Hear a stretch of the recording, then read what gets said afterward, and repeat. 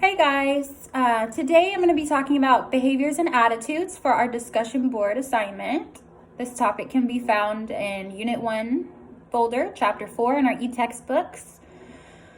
Out of the 3 questions that we had the option to answer, I chose to answer when does our behavior affect our attitudes? And I chose this question because I feel like this is the one that I'm most comfortable with and the one that I fully understand out of all 3 questions. However, I do feel like you need to review the passages for the other questions to fully understand each of the other questions because they all do kind of tie in with each other. So when I was looking at the PowerPoint presentation, which I found very helpful for this assignment, the 3 key concepts that stood out were attitudes follow behavior. Number 2, we come to believe in what we stand for. And number 3, mental after effects of our behavior appear in many social psychological examples of self-persuasion.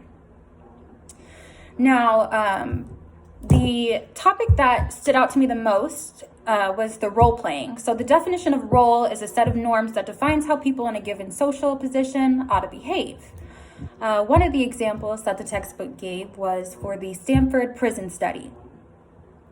And that one, long story short, the professor wanted to evaluate how behaviors and attitudes, or how behavior affects our attitudes. So he took half of his class of students.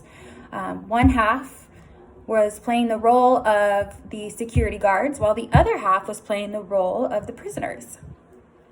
Something that was very interesting to me was that this study was supposed to last for 2 weeks, and it was actually cut down to 6 days due to the students who were role-playing the security guards got way too caught up in the assignment and started becoming violent. So that was really interesting to me. There's also a documentary on that, which I'm excited to watch, and I encourage you to do the same because it might help you have a better understanding on behaviors and attitudes. The next one that really stood out was saying becomes believing. So let's take cigarette smokers, for example. They know that it's bad for you. They know that it's bad for your health. It states it on the box. We learn about it in school. You've all seen the videos and the ads of the people holding the holes in their necks, telling you not to smoke because that's what it can do to you. However, if you're a cigarette smoker, you might be thinking, well, one cigarette isn't going to hurt, or my lungs are healthy, I'm young, this isn't going to have the same effect on me as it does with others, which is not the case. But saying becomes believing. So when they're saying it so often, they start to actually believe it. Moving on to evil and moral acts. One of the examples, or one of the texts in the textbook says, one small evil act erodes one's moral sensitivity, making it easier for them to perform worse acts. So let's take the soldiers in wartime, for example. Initially, some of them might have been really repulsed by their decision to kill or really disgusted by it. However, after their first kill, it started to become easier for them. They started to adjust to the war times, making it not so hard for them to dehumanize their enemies anymore. The similar effect works to make and shape moral acts. So the example that I took from this is shoplifting.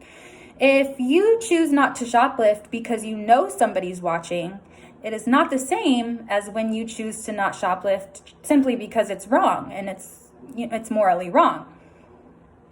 So choosing not to shoplift, even when you know somebody's not watching, is a positive way to shape your moral thinking. Lastly, it's going to be the social movement. So Nazi Germany provides an example of when laws and norms legitimize hate.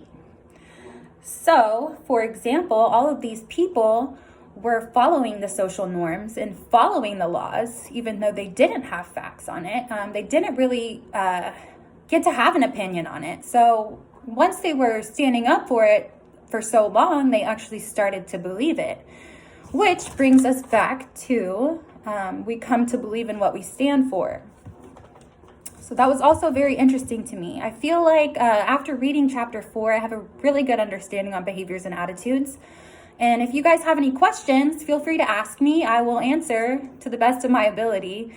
But yeah, thanks for watching my video.